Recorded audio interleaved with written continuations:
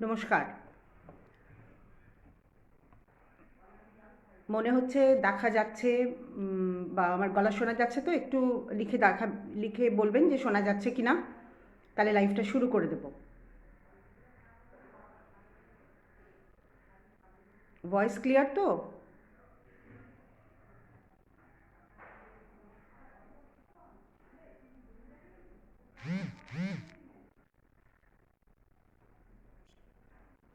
Voice clear তো?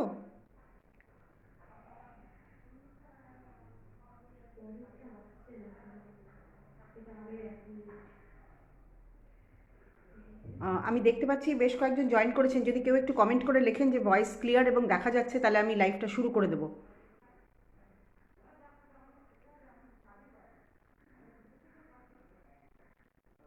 আচ্ছা, শুরু করে দিই।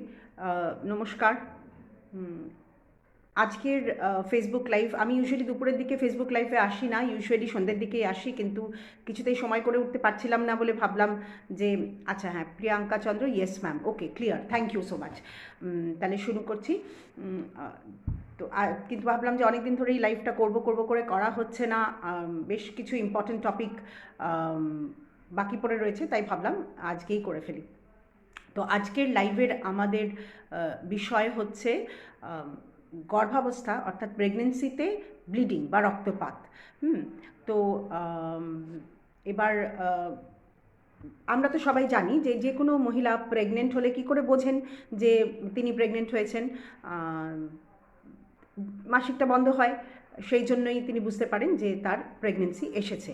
তো সেই মাসিক তো বন্ধ থাকার কথা, থ্রু আউট প্রেগনেন্সি মাসিকটা বন্ধ থাকার কথা, তার কোনো রক্তপাত হওয়ার কথা নয়।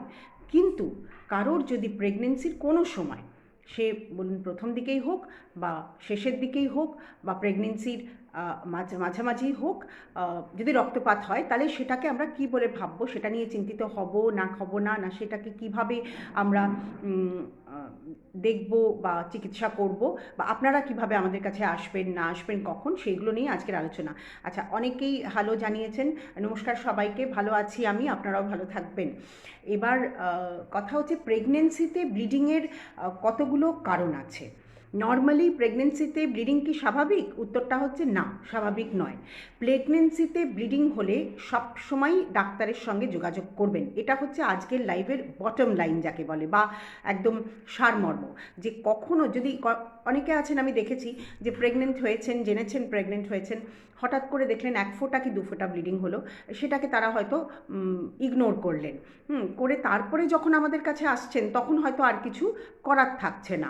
সেই জন্য ওরকম কোনো মানে নেই যে মাত্র তো 1 ফোঁটাই ব্লিডিং হয়েছে বা একটুই ব্লিডিং হয়েছে, কি প্যাড তো ভেজেই নি, তো আমি সেই জন্য এটাকে ইগনোর করলাম বা কিছু করলাম না বা ডাক্তারের পরামর্শ নিলাম না। এই ভুলটা যেন কেউ না করেন। প্রেগনেন্সিতে 1 ফোঁটা ব্লিডিং হলেও ডাক্তারের কাছে যাবেন, ডাক্তারের সঙ্গে যোগাযোগ করবেন। কেন? কারণ প্রেগনেন্সিতে ব্লিডিংয়ের যে কজগুলো, সেগুলো হচ্ছে 1 নম্বর, যে কোনো মিসক্যারেজের আগে সবসময় একটা ব্লিডিং হয়।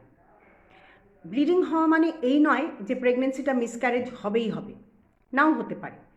যে প্রেগনেন্সিতে ব্লিডিং হয়ে মিসক্যারেজ হলো না, প্রেগনেন্সিটা দেখা গেলো ঠিকই রইল, সেটাকে বলা হয় সেই জন্য থ্রেটেন্ড মিসক্যারেজ।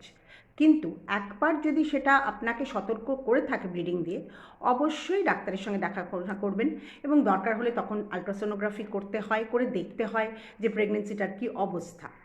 আর প্রেগনেন্সিতে ব্লিডিংয়ের সাথে যদি পেটে ব্যথা হয়, তাহলে চিন্তাটা আরও বেশি। কারণ এই ব্যথা মানে কিন্তু প্রেগনেন্সিতে যে একটা হালকা চিনচিন অল্প অল্প ব্যথা সেটা বলছি না আমি। ভালো ব্যথা যদি আসে ব্লিডিংয়ের সাথে, তাহলে আমাদের দুটো জিনিস সন্দেহ হয়। একটা হচ্ছে যে মিসক্যারেজটা হয়তো হয়েই গেছে, ইনকমপ্লিট অবস্থায় রয়েছে, অথবা আরেকটা ব্যথা এবং ব্লিডিংয়ের কজ হচ্ছে একটোপিক প্রেগনেন্সি। আপনারা অনেকেই হয়তো একটোপিক প্রেগনেন্সির কথা জেনে থাকবেন, যেখানে প্রেগনেন্সিটা নর্মালি তো জরায়ুর মধ্যে আসে, সেখানে না এসে যদি জরায়ুর বাইরে আসে, এবার প্রশ্ন হচ্ছে জরায়ুর বাইরে কি প্রেগনেন্সি আসতে পারে? আসতেই পারে। কমন হচ্ছে টিউবের মধ্যে, ফ্যালোপিয়ান টিউব, যেটা ইউট্রাসের দুধারে দুটো টিউব থাকে, সেইখানে যদি প্রেগনেন্সি আসে তাকে বলা হয় একটোপিক প্রেগনেন্সি।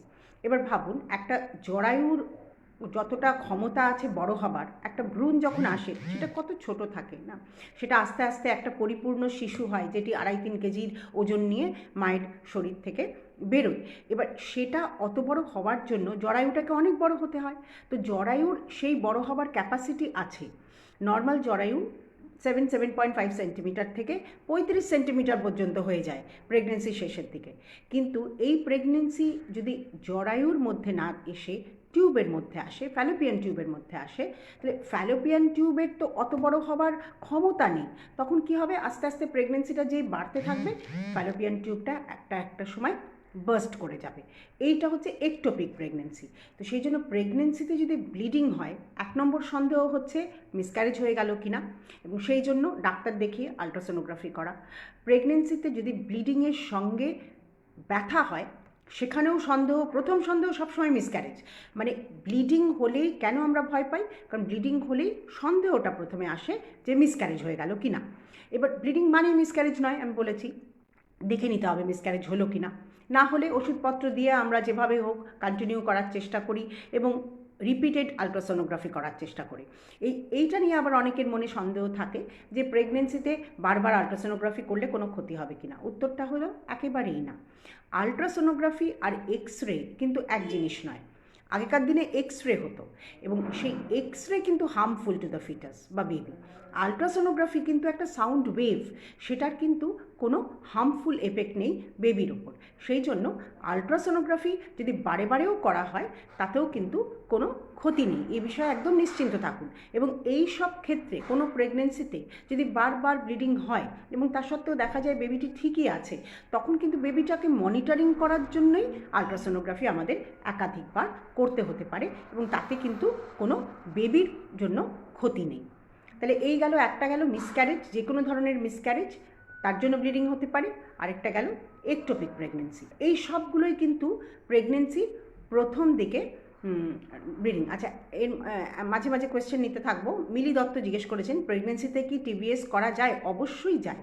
বিশেষ করে কিছু কিছু ক্ষেত্রে যখন আমরা টিবিএসের উপকারিতাটা কোথায়, যখন আমরা টিএএস করছি, মানে অ্যাবডোমেনের ওপর দিয়ে বা পেটের ওপর দিয়ে যখন আলট্রাসোনোগ্রাফি করছি, তখন আমরা যদি দেখে নিতে পারলাম তো ভালো কথা। কিন্তু কিছু কিছু ক্ষেত্রে ধরুন খুব আর্লি প্রেগনেন্সি বা কিছু কিছু একটোপিক প্রেগনেন্সি, পেটের ওপর দিয়ে আলট্রাসোনোগ্রাফি করে আমরা ডায়াগনোসিস করতে পারি না, তখন আমাদের টিভিএস করেই করতে হয়। এবং এটা আরেকটা ভুল ধারণা দূর করতে হবে যে টিভিএস করলে কিন্তু বেবির কোনো হার্ম হয় না, কারণ এখানে আমরা জনি দিয়ে গিয়ে সার্ভিক্সের কাছে গিয়ে প্রোবটা রেখে আলট্রাসোনোগ্রাফিটা করছি, যাতে আরও ভালো করে দেখা যায়। যে কোনো জিনিসকে যদি আমি দেখতে হয়, খালি চোখে দেখতে হয়, জিনিসটার কাছে চলে গেলে আমরা আরও ভালো করে দেখতে পারি।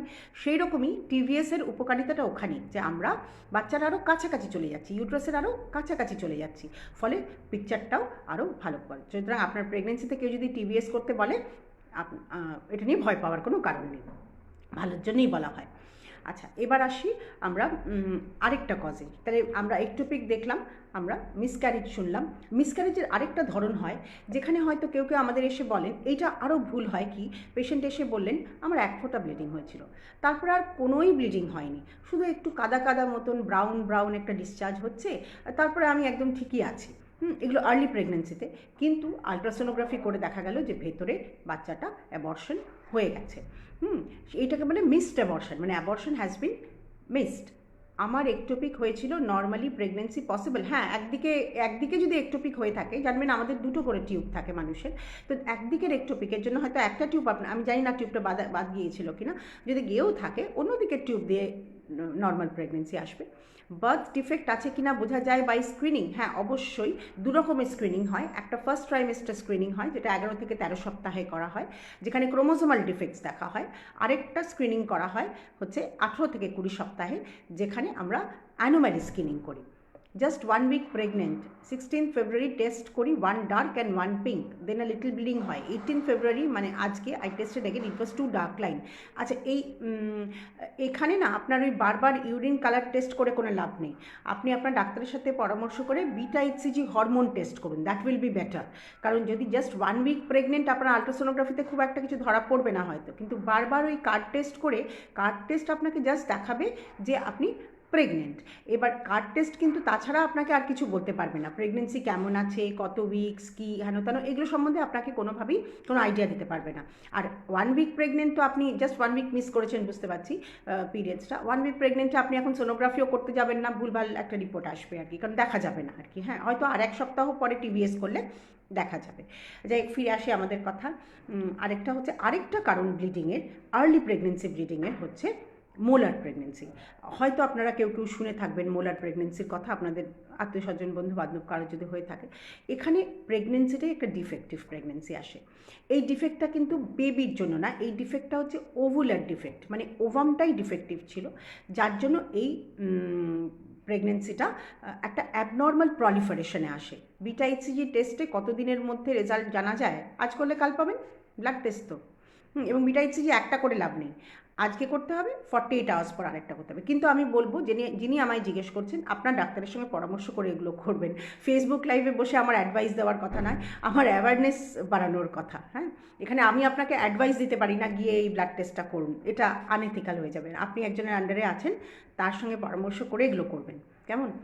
আচ্ছা, ফিরে আসি মোলার প্রেগনেন্সিতে। মোলার প্রেগনেন্সিতেও কিন্তু এরকম আর্লি প্রেগনেন্সিতে ব্লিডিং নিয়ে পেশেন্ট আসেন, এবং সেখানে প্রেগনেন্সিটাই পুরো অ্যাবনর্মাল আসে, একটা আঙুরের দানার মতন পুরো প্রেগনেন্সিটা হয়। এবং এই প্রেগনেন্সি কিন্তু রাখা যায় না, সে আলট্রাসোনোগ্রাফিতে ধরা পড়ে এবং সেটাকে আমাদের নষ্ট করে দিতেই হয়, কারণ সেই প্রেগনেন্সিতে কোনো বেবির ফর্ম থাকে না, প্লাসেন্টাটাই গন্ডগোলের থাকে। প্লাসেন্টা মানে ফুল, যেটা সেই ফুলেরই প্রলিফারেশনে এমন গন্ডগোল থাকে যে পুরো প্রেগনেন্সিটাই একটা সিস্টের মতন আসে, সেই প্রেগনেন্সিটাকে কিন্তু রাখা যায় না। এবং মোলার প্রেগনেন্সি কারোর একবার হলে তিনি কিন্তু চট করে আবার প্রেগনেন্সি নিতে পারবেন না, তার বেশ কিছুদিন মনিটরিং চলবে বিটা এইচসিজি দিয়ে। বিটা এইচসিজি লেভেল নর্মালে আসবে, তার ক্রাইটেরিয়া আছে, আপনার ডাক্তার বলবে, তারপরেই তিনি গিয়ে প্রেগনেন্সি নিতে পারবেন। ওভারিয়ান সিস্ট কি কিওর হয় ম্যাডাম? এই কোয়েশ্চেনটা একটা, প্রথম কথা আজকের লাইভের কোয়েশ্চেন নয়।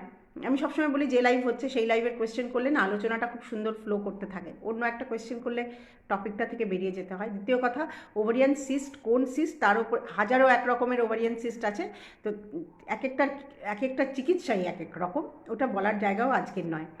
আচ্ছা, ফিরে আসি আমাদের আলোচনায়। তো এই তিনটে মেইন হচ্ছে আমাদের প্রেগনেন্সির প্রথম দিকের ব্লিডিংয়ের কারণ: miscarriage, ectopic pregnancy, molar pregnancy. আরেকটা কারণ আছে যেটা অ্যাকচুয়ালি চিন্তার কারণ নয়, কিন্তু অনেক সময় আমাদেরকে বিভ্রান্ত করে, সেটা হচ্ছে, ভেবে দেখুন তো, প্রথমে একটি শুক্রাণু আর ডিম্বাণুর মিলন হয়ে প্রেগনেন্সি বা ভ্রূণ তৈরি হলো, কেমন? এই ভ্রূণটা আস্তে আস্তে ইউট্রাসের ওয়ালে, ইউট্রাসের দেয়ালে তাকে তো গাঁথতে হবে না, নাহলে প্রেগনেন্সিটা থাকবে কী করে? এই যে ইউট্রাসের ওয়ালে গিয়ে ভ্রূণ বা প্রেগনেন্সি বসে বা নিজেকে গেঁথে নেয়, এই প্রসেসটাকে বলা হয় ইমপ্লান্টেশন। এবার এই ইমপ্লান্টেশনের বেশ কিছু স্টেপস আছে।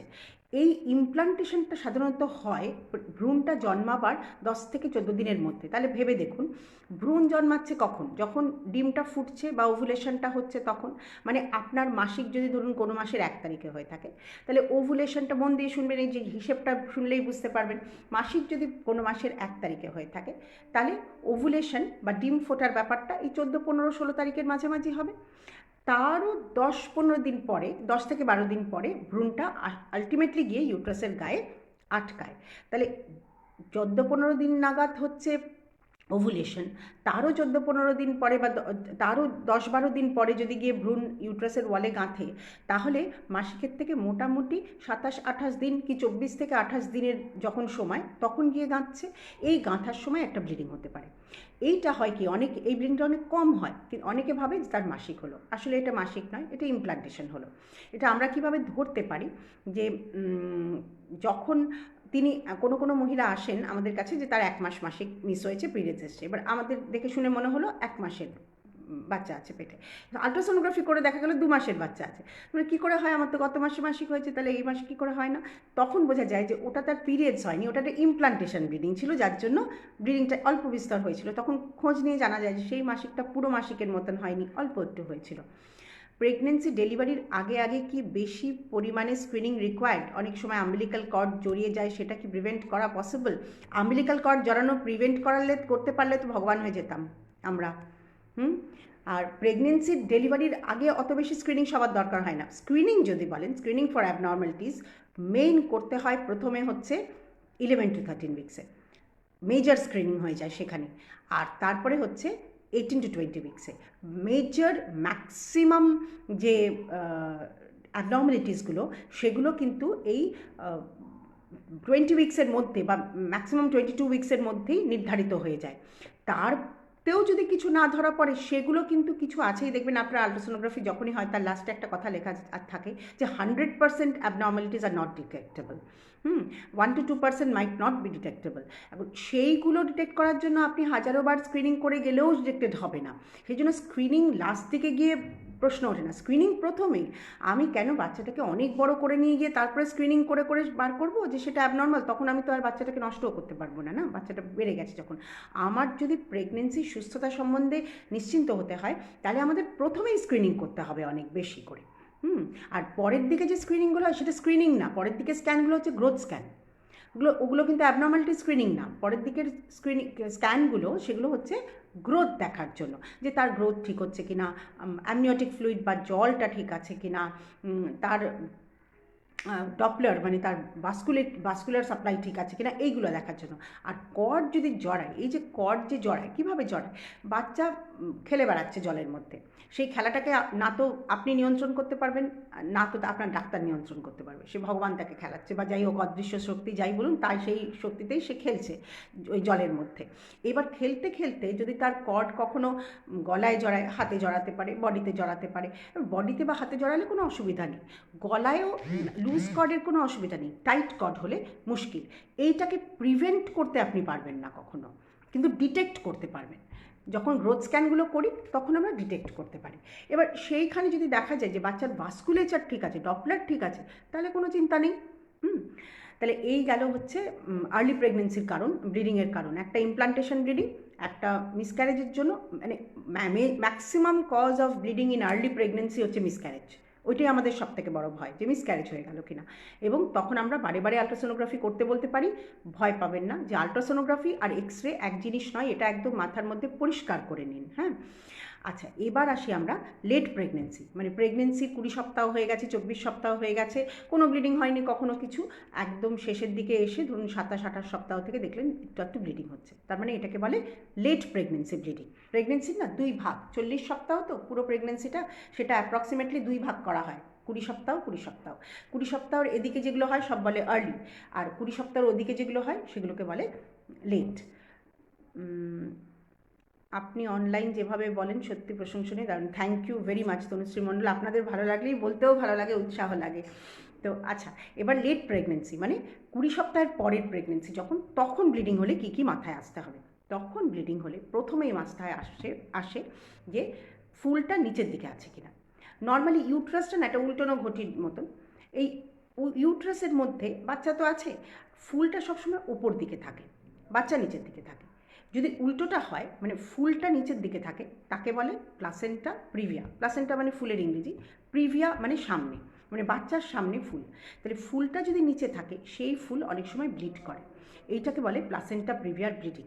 এবং এই ব্লিডিংটা না হঠাৎ হবে, কোনো ব্যথা নেই, কিছু নেই, এরকম হবে যে মা হয়তো ঘুমিয়ে আছেন রাত্রেবেলা, হঠাৎ করে ঘুম থেকে উঠে দেখলেন ব্লিডিং হচ্ছে, অনেকটা ব্লিডিং হয়ে গেল। বা প্রথম দিন হয়তো দেখলেন একটু ব্লিডিং হলো, তারপরে ডাক্তারের কাছে গেলেন, ডাক্তার আলট্রাসোনোগ্রাফি করে তো বার করে ফেললেন যে প্লাসেন্টাটা নিচের দিকে আছে। আচ্ছা, আর্লি প্রেগনেন্সি আসার আগে হোয়াইট ডিসচার্জ হয় ম্যাম? প্রেগনেন্সি আসার আগে হোয়াইট ডিসচার্জ, প্রেগনেন্সির সাথেই white discharge is very common, কারণ প্রেগনেন্সিতে এত হরমোনাল ফ্যাক্টার্স থাকে যে white discharge is very common in pregnancy. সেই হোয়াইট ডিসচার্জ যদি কোনো ফাউল স্মেল না থাকে বা না কোনো চুলকুনি না থাকে, তাহলে সেই হোয়াইট ডিসচার্জ ইজ প্রেগনেন্সির ডিসচার্জ। আচ্ছা,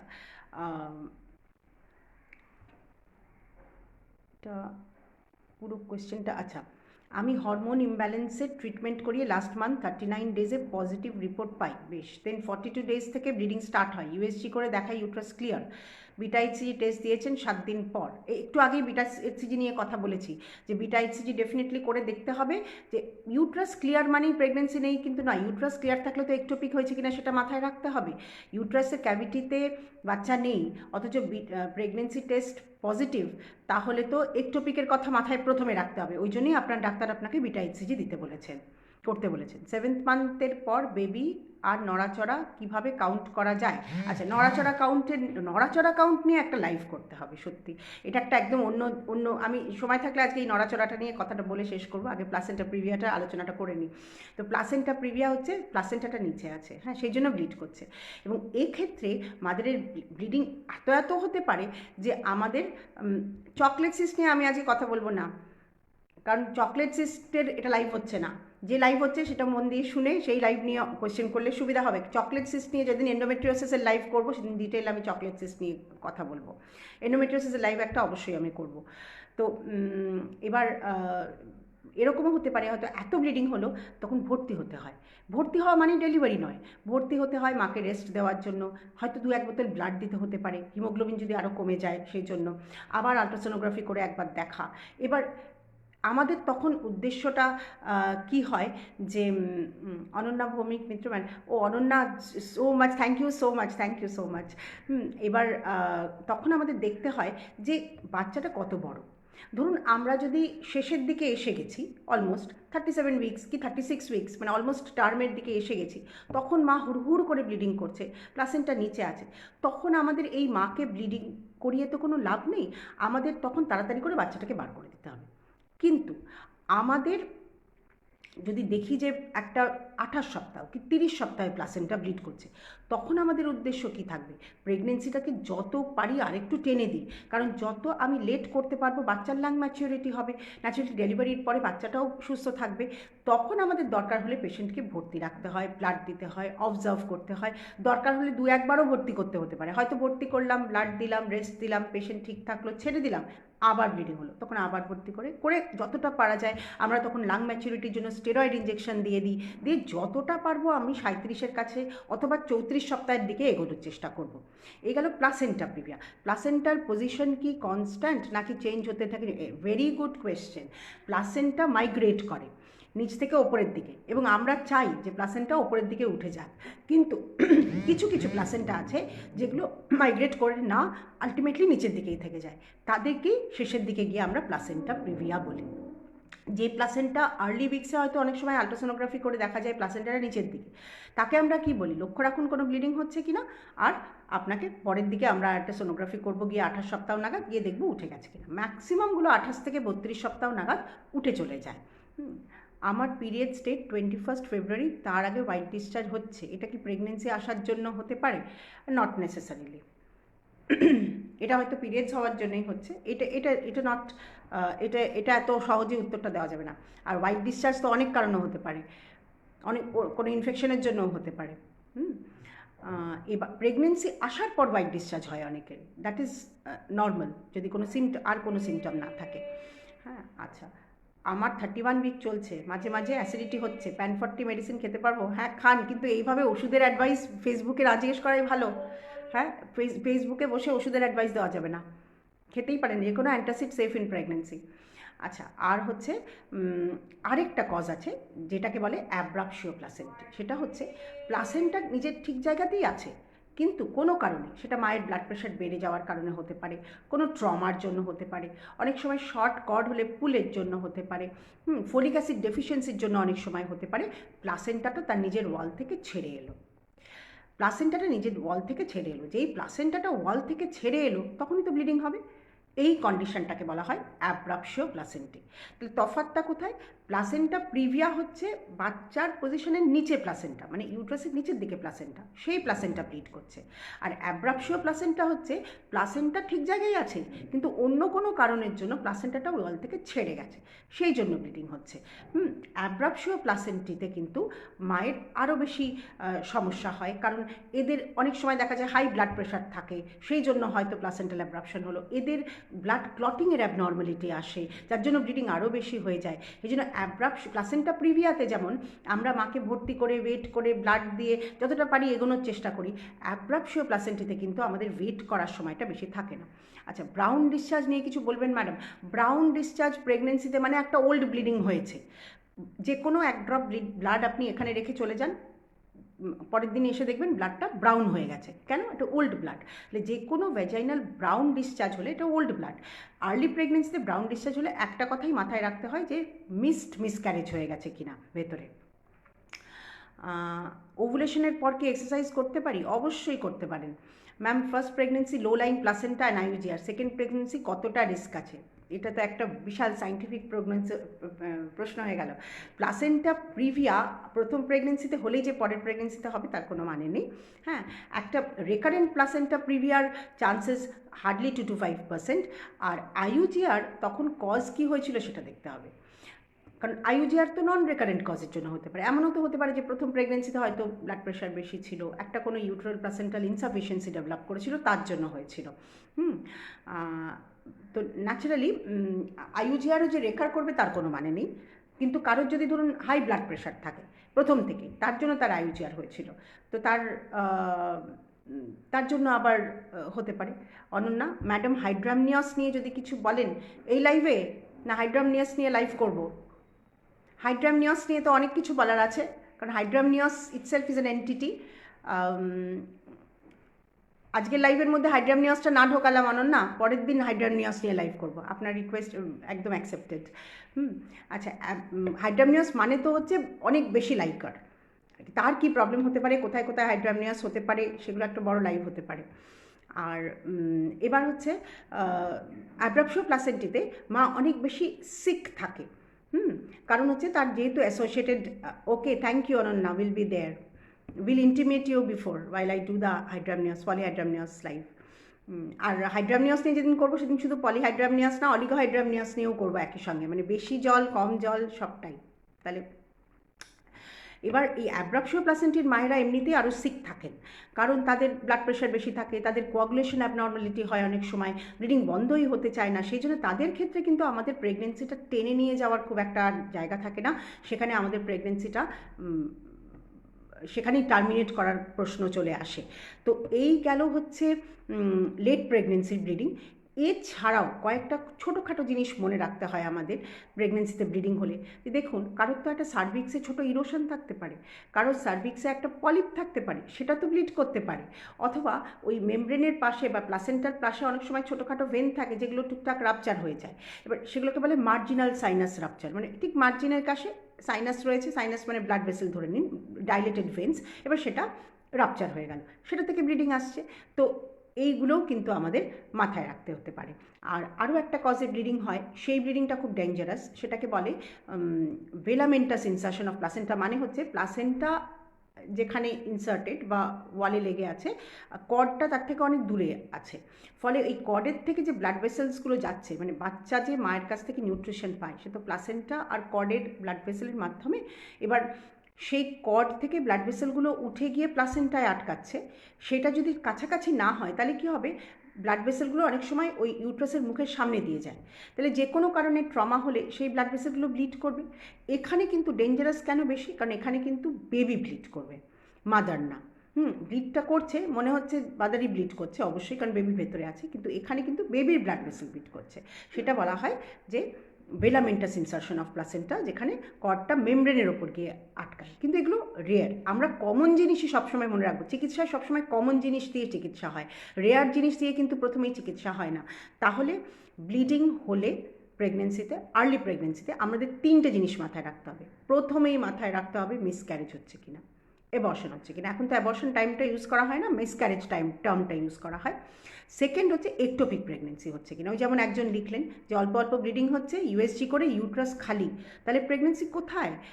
ইউরিন টেস্ট পজিটিভ এসছে, তার মানে প্রেগনেন্সি তো কোথাও আছে, কিন্তু ইউট্রাস খালি, তাহলে ইউট্রাসে নেই, তাহলে কি টিউবে আছে? তাহলে বিটা এইচসিজি দেখতে হবে। ডাবলিং টাইম দেখি আমরা, আজকে দেখবো আবার 48 ঘন্টা পরে দেখবো। যদি ডাবলিং টাইম নর্মাল হয় তাহলে বুঝতে হবে প্রেগনেন্সিটা নর্মালেই আছে, শুধু অনেক ছোট বলে এখনও দেখা যাচ্ছে না, হয়তো আর 1-1.5 সপ্তাহ পরেই টিভিএস করে দেখা যাবে। তার থার্ড কজ হচ্ছে মোলার প্রেগনেন্সি। আর লেট প্রেগনেন্সিতে ব্লিডিং হলে কি বুঝতে হবে? হয় প্লাসেন্টা নিচের দিকে আছে, সে প্লাসেন্টা যদি পরে আরও পরে উঠে যায় তো মঙ্গল, আর না হলে বুঝতে হবে অ্যাব্রাপশিও প্লাসেন্টি, মানে প্লাসেন্টাটাই ওয়াল থেকে ছেড়ে আসছে কিনা। ঋতুপর্ণা, খুব ভালো লাগলো, খুব ভালো কাজ করছেন, থ্যাংক ইউ ভেরি মাচ। আপনাদের ভালো লাগলেই সত্যি ইন্সপায়ার্ড হই বলার জন্য। আর লাস্টে এইগুলো হচ্ছে মেইন কজ তাহলে বললাম। আর লাস্টে একজনের নড়াচড়া নিয়ে কথা বলছিলেন, নড়াচড়া নিয়ে যেটা বলেই আমি শেষ করবো আজকের লাইফটা, যদি নড়াচড়ার ব্যাপারটা একদমই অন্য সাবজেক্ট। সেটা হচ্ছে একটা বাচ্চার নড়াচড়া হচ্ছে হেলদি বাচ্চার লক্ষণ, সোজা কথা, হ্যাঁ। কিন্তু নড়াচড়াটা মা কখন থেকে বুঝতে পারেন না, যিনি প্রথমবার গর্ভবতী তার নড়াচড়াটা বুঝতে বুঝতেই প্রায় 5 মাস, মানে বলা হয় 18 সপ্তাহ থেকে 20 সপ্তাহ, কারো কারো ক্ষেত্রে আমি দেখেছি 22-24 সপ্তাহ হয়। এবং এটা হচ্ছে সেন্সিটিভিটির ওপর নির্ভর করে, মানে সেই মা কতটা মন দিয়ে সেটা অনুভব করার চেষ্টা করছে। অনেকে না বুঝতে পারেন না, হয়তো অল্প বিস্তর একটু টুকটাক নড়লো, উনি বুঝতে পারেন না যে ওটা নড়ছে, কারণ অনেকে ভাবে যে প্রথমেই কিক হবে। প্রথমেই কিক কী করে হবে? বাচ্চাটা তো ছোট, তার কিক করার ক্ষমতা কোথায়? পরের দিকে বড় হয়ে গেল যখন, শেষের দিকে, তখন তার কিক করার ক্ষমতাটা আরও ভালো জন্মায়। মানে প্রথম নড়াচড়াটা বুঝতে বুঝতে প্রায় 18 থেকে 20 সপ্তাহ, মানে 5 মাস। আর যার আগে বাচ্চা হয়েছে তিনি তো এক্সপিরিয়েন্সড, তিনি বুঝতে পারেন 16 থেকে 18 সপ্তাহের মধ্যে, অর্থাৎ 4.5 মাস থেকে 5 মাসের মধ্যেই তিনি বুঝে যান ইউজুয়ালি। এবার হচ্ছে প্রথম দিকের প্রেগনেন্সিতে কিন্তু আমরা অত স্ট্রিক্ট বলি না, কবার নড়লো খেয়াল রাখুন, হ্যাঁ তা সম্ভব না, কারণ তখন জল অনেক বেশি, তার মধ্যে বাচ্চা ছোট, বাচ্চা নড়ে চড়ে বেড়াচ্ছে। হ্যাঁ, আমরা জাস্ট মাকে বলি আপনি অ্যাওয়্যার থাকবেন নড়াচড়া সম্বন্ধে। কাউন্ট করতে বলি আমরা শেষের দিকে এসে, এবং তখন বলা হয় যে ঘুম থেকে উঠে আপনি কাউন্ট করতে শুরু করুন, 10টা কাউন্ট হলে ছেড়ে দিন। 12 ঘন্টায় 10টার মতন কাউন্ট হলেই ইটস নর্মাল মানে তার থেকে অনেক বেশি হয়, কিন্তু এটা হচ্ছে মিনিমাল বলা হয়। অনেকে 12 ঘন্টা একসঙ্গে কাউন্ট করতে পারেন না, তখন তাদের বলা হয় সকালে 4 ঘন্টা গুনুন, দুপুরে 4 ঘন্টা, বিকেলের দিকে 4 ঘন্টা গুনুন, সন্ধ্যের পরে আরেকবার 4 ঘন্টা গুনুন, বা 10 কাউন্ট হয়ে গেলে ছেড়ে দিন। হ্যাঁ, পার্টিকুলারলি এই কাউন্টটা ইম্পর্টেন্ট তাদের ক্ষেত্রে যাদের আরও মেডিকেল ডিসঅর্ডার্স থাকে, যেমন ডায়াবেটিক মাদার, ব্লাড প্রেশার যার হয়েছে, যার বাচ্চা ঠিক করে গড়ে ওঠেনি, মানে আইইউজিআর মাদার, তাদেরকে বেশি করে আমরা এই নড়াচড়া খেয়াল রাখতে বলি। প্লাসেন্টা প্রিভিয়ার মাদার, মানে এদেরকে অনেক বেশি আমরা নড়াচড়া খেয়াল রাখতে বলি, তাও শেষের দিকে এসে। কেউ খুব টেনশন করে 5 মাসেই এসে বলে আমার তো বাচ্চা নড়ছে না, এটার কোনো মানে নেই। হ্যাঁ, কারণ 5 মাসের নড়াচড়াটা অত খুবই আপেক্ষিক ব্যাপার আর কি, কতটা তিনি বুঝতে পারছেন সেটার ওপরে নির্ভর করছে। আর একটোপিক প্রেগনেন্সি যদি হয় কি হবে, ওটা কি অপারেশন করতে হয়? হ্যাঁ, একটোপিক প্রেগনেন্সি যদি হয় কি হবে, তাহলে দেখতে হবে একটোপিক প্রেগনেন্সি দু রকম হয়, একটা রাপচার্ড, একটা আনরাপচার্ড। যদি রাপচার্ড হয়ে গিয়ে থাকে তাহলে তো অপারেশন করতেই হবে, কারণ তখন তো অ্যাবডোমেনের মধ্যে ব্লাড চলে আসে, it's a surgical emergency actually.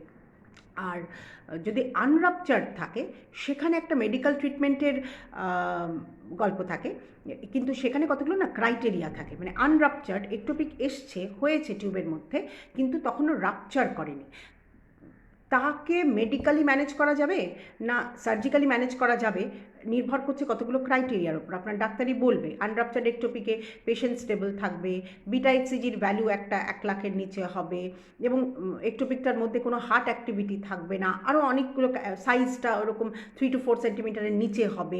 এই এতগুলো ক্রাইটেরিয়া আছে যেগুলো দিয়ে আমরা ঠিক করি যে একে মেডিক্যালি ম্যানেজ করা যাবে না সার্জিক্যালি। কিন্তু রাপচার হয়ে গিয়ে থাকলে তখন কিন্তু আমাদের সার্জিক্যালি করতেই হবে। সেই সার্জারি কিন্তু পেট কেটে নয়, এখন তো ল্যাপারোস্কোপিক্যালি হয়। এবং তাতে যদি একটা টিউব বাই চান্স বাদও যায়, টিউব কনজার্ভিং অপারেশনও আছে, যেখানে আমরা একটোপিকটা বার করে দিয়ে টিউবটাকে সেলাই করে রেখে দিই। তবে হ্যাঁ, সেখানে আবার ভবিষ্যতে একটোপিক হওয়ার চান্স আসে। আর টিউবটা যদি বাদ দেওয়া হয়, মনে রাখবেন এরকম বহু পেশেন্ট আমাদের জীবনে এসে গেছে যাদের একদিকে একটোপিক হয়েছে, সেই টিউবটা রাপচার করে হয়তো বাদ গেছে, অন্যদিকে টিউব দিয়ে যিনি প্রেগনেন্ট হয়েছেন, পরে আবার সেই সুস্থ বাচ্চার জন্ম হয়েছে। ফলে ঘাবড়ানোর কোনো ওরকম কারণ নেই। তো এই গেল মোটামুটি আমাদের ব্লিডিং ইন প্রেগনেন্সি নিয়ে কথাবার্তা। এই অসময়ে লাইভে এলাম, তাও যে এতজন পার্টিসিপেট করেছেন সেটা দেখেই আমার খুব ভালো লাগলো। যদি কোনো কাজে লেগে থাকে এই আলোচনা তাহলে আরও ভালো লাগবে। এবং এই বলেই আজকের মতন আমি বিদায় নেব। সবাইকে শুভেচ্ছা জানিয়ে ভালো থাকবেন সবাই।